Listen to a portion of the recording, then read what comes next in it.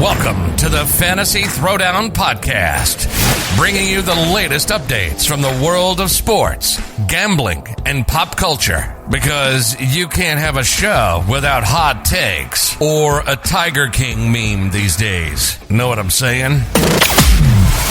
Now, with over 200 episodes and ready to get after it again, here's your host, Dwayne Callender. Hello and welcome to the show. Gotta get right down to it. The Dodgers have just won the NLCS, as I said. Dave Roberts did not play Clayton Kershaw, and the Dodgers bats, while quiet for most of the game, got just enough to get them over the finish line with a 4-3 victory. Game-winning home run by Bellinger. Cody Bellinger almost I think he did dislocate his shoulder, to be honest, celebrating the home run. But listen, the Dodgers were the best team in the NL. We all know this. The fact of the matter is the Dodgers still have issues getting out of their own way. If they had struggled with their confidence against the Braves in the way that they did, if they had done that, if they had struggled with their confidence the way they did with the Braves against when they played the Padres in a 5-game series, Padres would have beaten them. I firmly believe that. You know, they had a little bit of a letdown after beating the Padres because people didn't think they were going to beat the Padres. No matter what they want to say, they were not confident about beating the Padres, and you know, LA went up a gear. They took the foot off the gas pedal. Braves punched them in the mouth. Then they had to scramble, especially after the absolute clunker Kershaw gave them. But, you know, being down 3-1, Dodgers kind of recentered, got back into it, took care of business. But bottom line, you know, I look at this World Series matchup and say between Tampa's ability to play small ball and put you in awkward situations that you don't want to be in, and the Dodgers' inability necessarily to seize the moment and just play within themselves, I think that's the difference in this series. Dodgers have way more talent than Tampa, but I think Tampa wins this in 6. I really believe that. I think Tampa takes this World Series in 6. I think, you know, Kershaw cannot hide. You know, even though this matchup should be the most favorable to Kershaw. Kershaw, as a lefty against Tampa's lineup, should be able to get those bats out as a left-handed pitcher. He should. Will he? I don't think so. You know, I've been banging on this for over 3 years now. People finally starting to come around to this, that Kershaw just isn't a good postseason pitcher. They kept saying it's a small sample size. No. You watch his performances in the postseason, it's not a sample size. It literally is a mentality issue. He has all the ability to get it done. But, you know, for whatever reason, he can't get out of his own shadow when it comes to the big moments. And some guys are just not wired for large-scale moments when all the pressure's on. You know, even with this being a pandemic and not having fans, he was still imploding. I don't know what else you can do for him. This World Series, they're going to ramp up the fan attendance, so they're thinking somewhere between 10 and 20,000 fans are actually going to be in the stadium in Texas. Of course, they would do it in Texas in a hot spot, bringing fans in, but that's another story altogether. I'm not doing it tonight. But bottom line, I just look at this situation, and I think Tampa takes this one. I think they take it as 6, and we go from there. But, you know, at the end of the day, this is going to be a story about Andrew Friedman. Who is Andrew Friedman? He is the architect of both of these teams. Andrew Friedman spent years putting together the Tampa Bay, well, back then it was the Devil Rays, but now the Rays, and he is now the president of baseball operations for the Dodgers. You know, he was, I think it was like, I think he won Executive of the Year, and when Tampa made their run to their run to the World Series back in 2008. I think I have that right. So I think he won the executive year in 2008. He stayed in Tampa for a number of years, then came over to the Dodgers. I believe it was after that disastrous trade with the Red Sox, basically where they gifted the Red Sox a World Series, where the Dodgers gifted the Red Sox a World Series in 2013 by trading by basically trading them for Adrian Gonzalez. There were just so many guys offloaded in a cash dump that benefited the Red Sox tremendously, that I will never forgive the Dodgers for that. It was such a stupid trade. Such a stupid trade that it gave the Red Sox the cap flexibility to make the run that they did. Never forgive the Dodgers for that. But so Friedman came over, and so I want to say that had to be 2014. And then the Dodgers started going heavy into the analytics. They got rid of again, they traded for Hanley Ramirez when Hanley was clearly on the downslope. It was just, man, that trade with Boston. Oh God, I never get over that one. But bottom line, Dodgers have been heavy in the analytics the entire way through. They've let a lot of guys go through, but some of the core pieces of this run, you got Justin Turner, Kenley Jansen. In spite of Kershaw's inability to pitch in the postseason, Kershaw is a big piece of the regular season mix. Then you got the homegrown folks that Friedman put together, where it's Walker Buehler. Urias just had a standout performance in Game 7, giving them the length when their bullpen is hot garbage. But Urias pulled them through it, because while Urias still isn't a true starter that can go 6+ innings, if you need him to give you 3 and some change, he can be absolutely dominant, and he was tonight. I'm kind of kicking myself, because realistically, I should have been thinking a little bit more about the possibility of playing Urias in a DFS showdown lineup, even at his price tag, because he wasn't going to come cheap. But I should have been thinking about that. But that's neither here nor there. The Dodgers are clearly more talented, but the philosophy of both teams are exactly the same.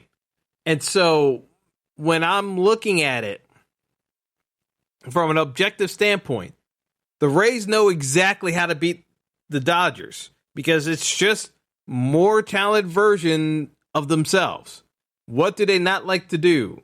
How do you play some small ball and basically use the analytics against them? This is something that is very, very comprehensive as to how Tampa's going to go about this, because Tampa has the stronger bullpen, mainly because the roster is so cheap that they didn't have to worry about that. Dodgers, their roster is getting increasingly bloated because they gave that extension to Kershaw, which, again, you can go back in the archives. I mocked the Dodgers relentlessly for that extension they gave Kershaw, because they didn't need to do it, because they had enough talent to get to this point without him, because there would have been enough talent to get those regular season wins. But hey, it is what it is. But Andrew Friedman, one way or the other, is the architect of a World Series champion. It's official now, because the fingerprints of what Tampa had, even with him being gone for a number of years now, they are still executing the same game plan and strategies that he instilled years ago.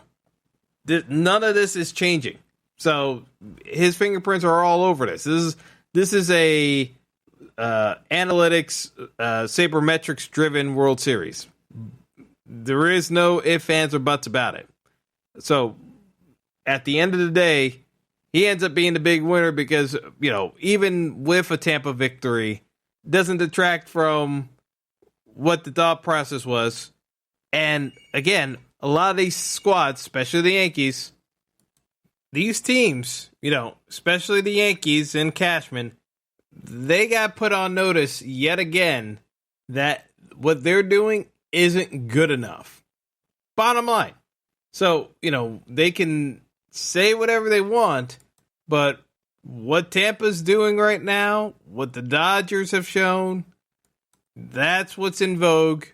But at the same time, there were various ways of kind of mitigating some of the advantages that they tend to do by going by the analytics. And Dusty Baker exposed some of that with some of his calls during the ALCS. And I hope that doesn't go by the wayside for some of these teams watching, that you don't have to strictly commit to the analytics only.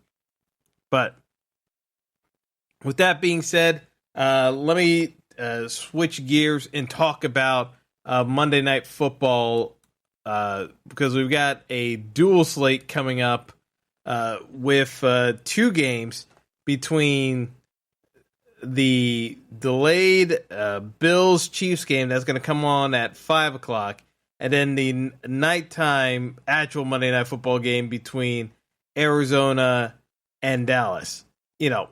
I kind of look at this, and, the way I'm envisioning this slate, it's going to come down to what cheap plays can you make work between the 2 games.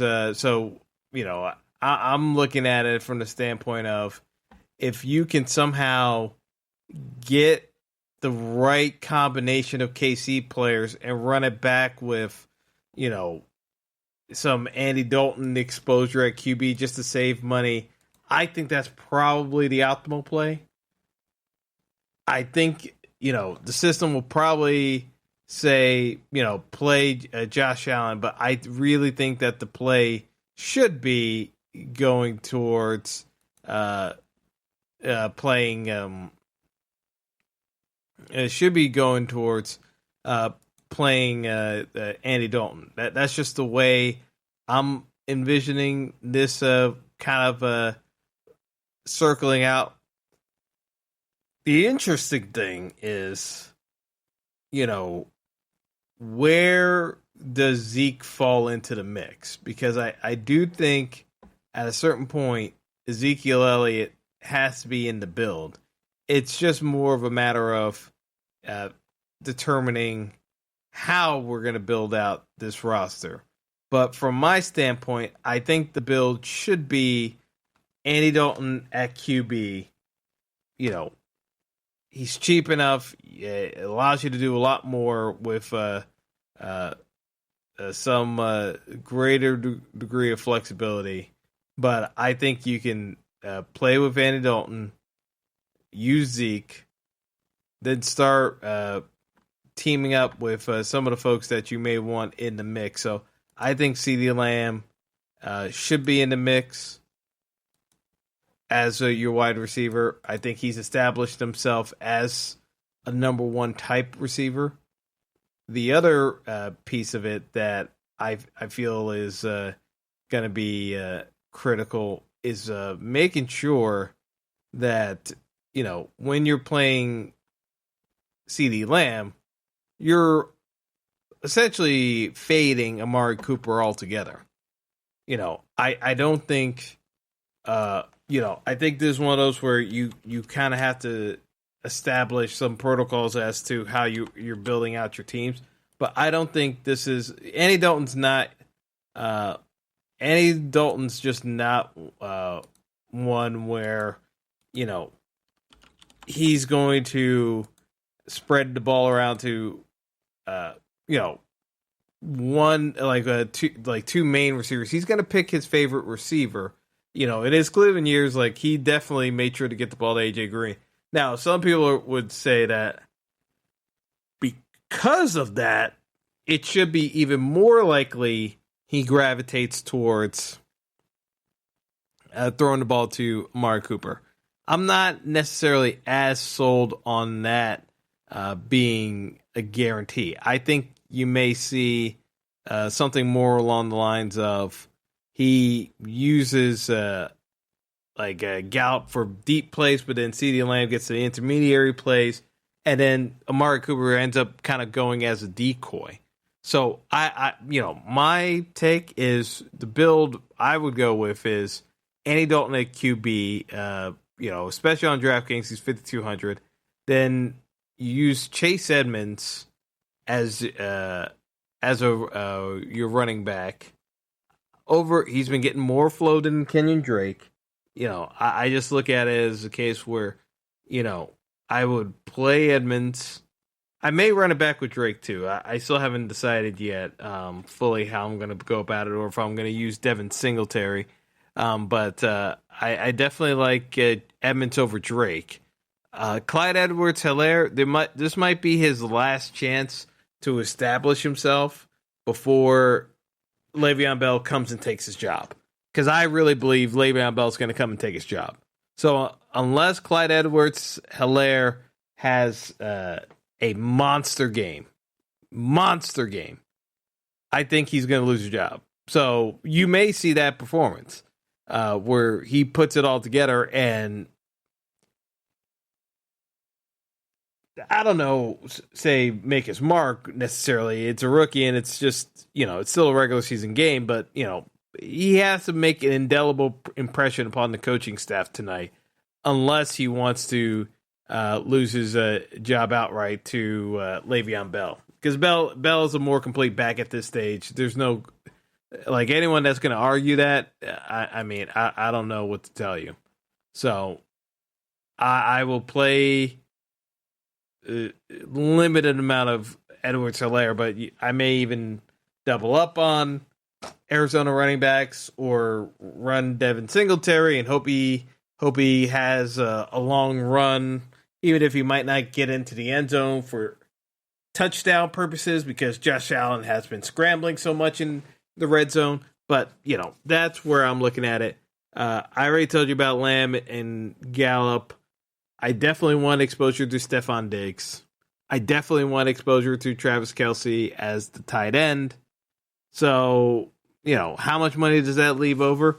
You're probably going to be stuck with playing Cowboys defense, when all is said and done. It's not ideal,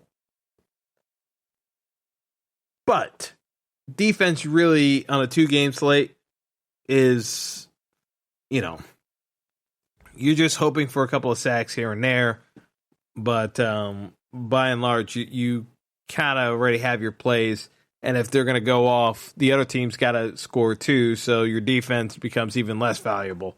So I just look at it from that standpoint that, the defense is going to get scored on. Dallas doesn't have a good defense. They're going to give up points. It is what it is. But, that's where I kind of look at this slate, is trying to see how I can get different combinations of certain backs. But,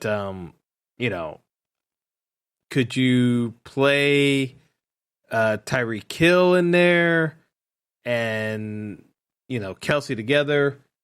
Don't play them with Mahomes, which would be a little bit strange, but then still be able to fit in Zeke.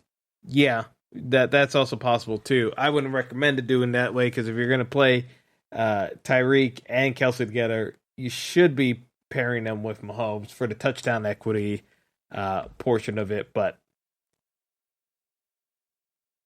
stranger things have happened. So that's where I'm going to leave things off. It's already late, so I'm going to close it up for the night. But thank you for listening. Good luck with everything tomorrow. And until next time, have a good one. Thanks for listening to the Fantasy Throwdown Podcast. Be sure to like and subscribe to the show on Apple Podcasts, Google Podcasts, and all other major outlets.